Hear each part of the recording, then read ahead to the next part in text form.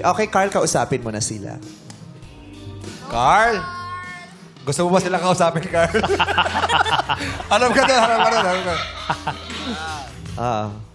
Ang taray ng forma niya, yung polo tapos ganitong hoodie. No? Oo.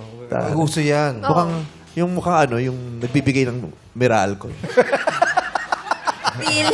2 months na po kayong Mukhang nagpuputol ng kontador to si Carl, yung damit niya. Okay, go. Naniniwala ka... Sorry. Sorry. Okay na. Dapat naman okay na naman, Carl. Basta hindi mo lang, Carl. Ba't naman nalulukot? Mukhang hindi niya mababasa to. Bakit? Nandidilim yung parang. Hindi. Ikaw yun naman, masya ka na makajudge. Bakit? May nakalagay talagang sorry. Naniniwala ka bang sorry? Ay, sorry. Yun. Meron pala.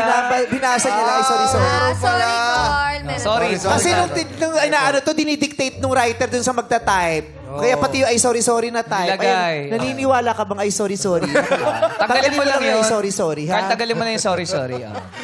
Go. Pakiulit, Carl. Naniniwala ka ba kapag sinabi ng isang tao na hindi siya tumitingin sa panlabas na kaanyuan? Naniniwala ka ba kapag sinabi ng isang tao na hindi siya tumitingin sa... Paano ba? Naniniwala ka ba na... Pero kung binabago yung pamamaraan niya. Hindi, binilisan ko lang. Pero yun ba? Oo. So, nagets nyo naman, Daria. Yes po. O, sasagot ka ng sulo mo lang. Sulo mo lang to, Daria. Naniniwala ka ba?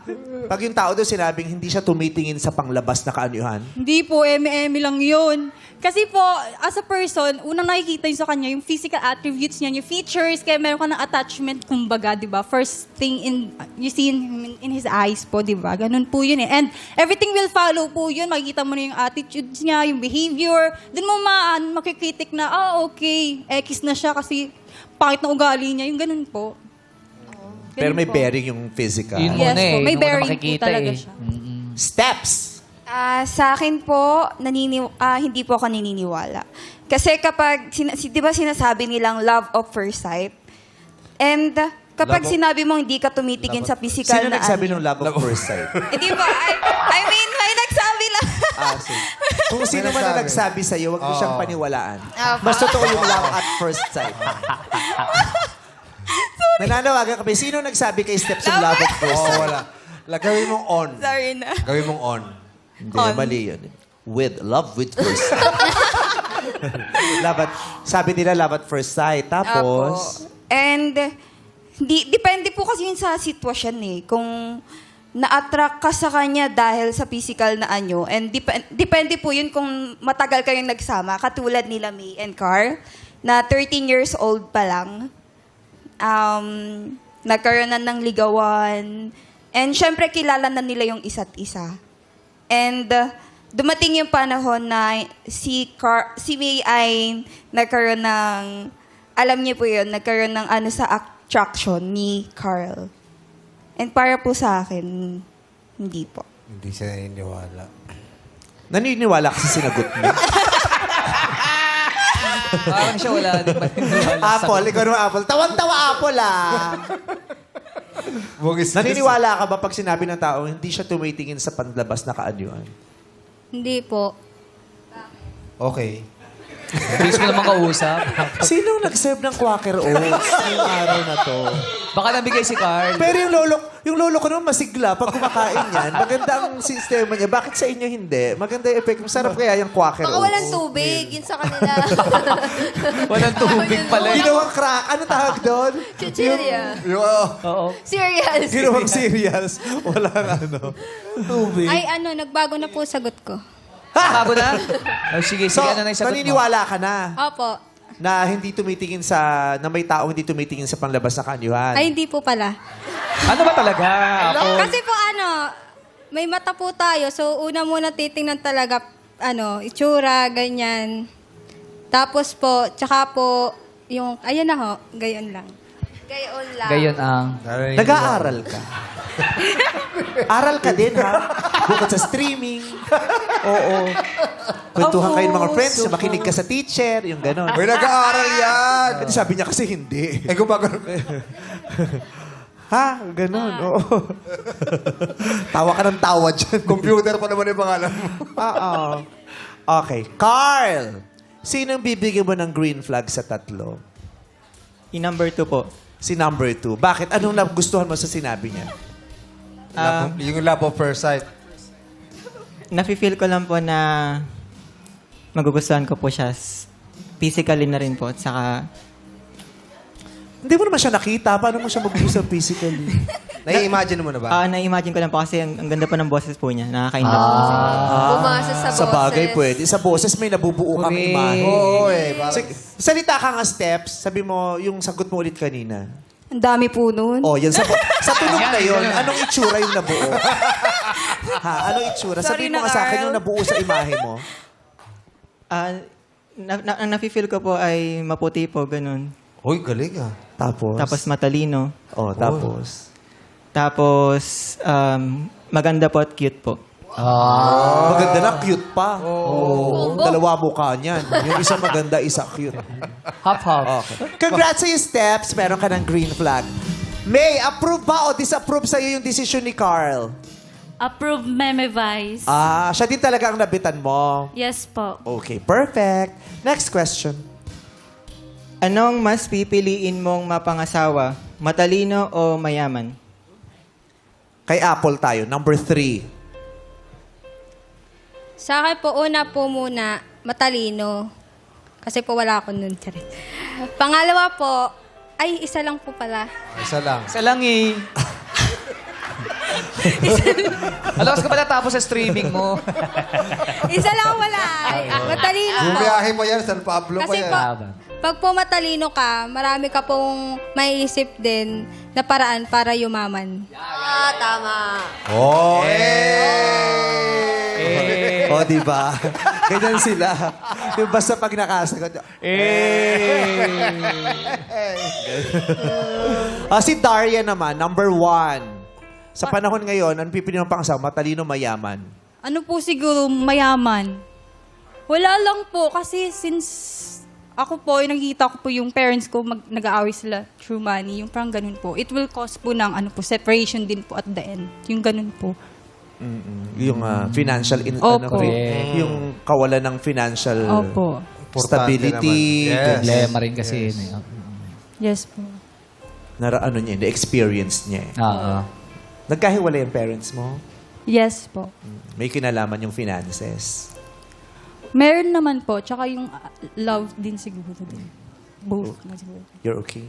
Yes po, I'm Alright. fine. Thank you. Steps, ikaw. Sa akin po, yung matalino.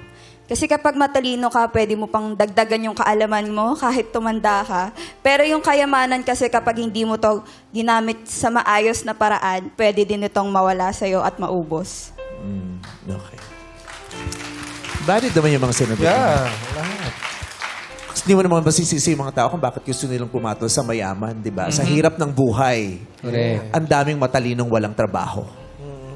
Ang daming mga summa cum laude na hindi makahanap ng trabaho, makapagbibigay sa kanilang sapat na kita eh. Correct. Di ba? Everybody just wants to live and survive. Kaya kung iba, ay dito tayo sa mayaman. Matalino naman ako. Para sa future, Aayusin ko eh. yung, di ba? Oo. Gagamitin ko yung pera niya Ganun. para Tsaka, lalo.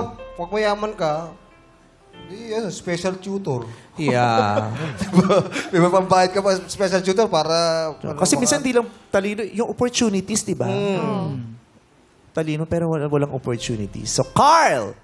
Sino bibigyan mo ng green flag? Ang ganda ng sagot nilang tatlo. Yung number 2 po. Again! Apo. Si Steps, anong sinabi niyang nagustuhan mo? Kasi sabi po niya, pipiliin daw po niya yung matalino. Yun po yung pwedeng meron lang po ako eh. Kasi yung kayamanan, wala po ako nun eh.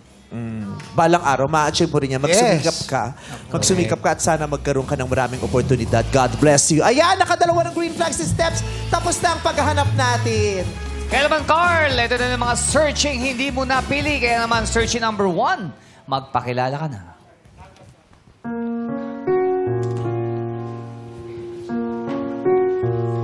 Hi, Carl. Hello. Nice to meet you. Okay ka na? May Okay sasabihin ka pa po. ba, Daria? I know your flaws for yourself, na wala kang confidence, embrace it. Kasi ganun at the end of the day, tayo lang din yung makakaalam kung ano yung mas better sa atin. And yung confident mo will emit sa people around you. Yun lang. Thank you. Thank you. Maraming salamat. Thank you, Daria. Ngayon naman, eto na, Carl. Apple, magpakilala ka na. O, di ba? Tatawa na naman yan si Apple. Hi, Carl! Hi. Ay, sorry. Yun lang. Sana mag-enjoy kayo. Mabait yan. Nakilala ko na sa labas. Ay, dun sa ano. Ka muna, A. Eh! Thank you, Apple! Pakinggan natin ang mensahe ni May para sa kanyang ex na si Carl.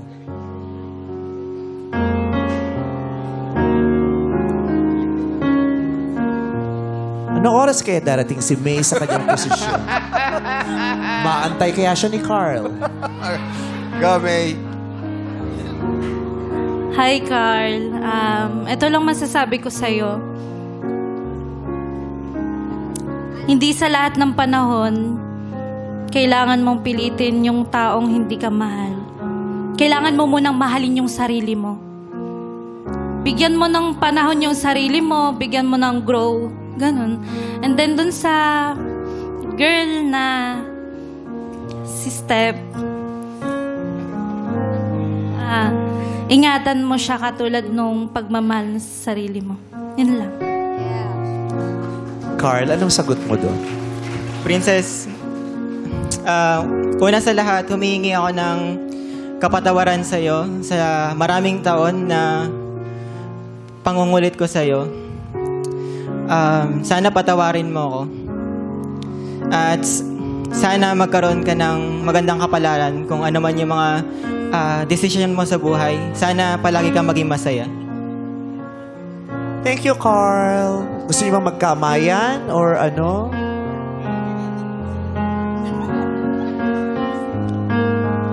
Oh, parang may partido lang sa SK itong dalawa, di ba? May gusto ko sabihin kay Steps, May? Kay Steps?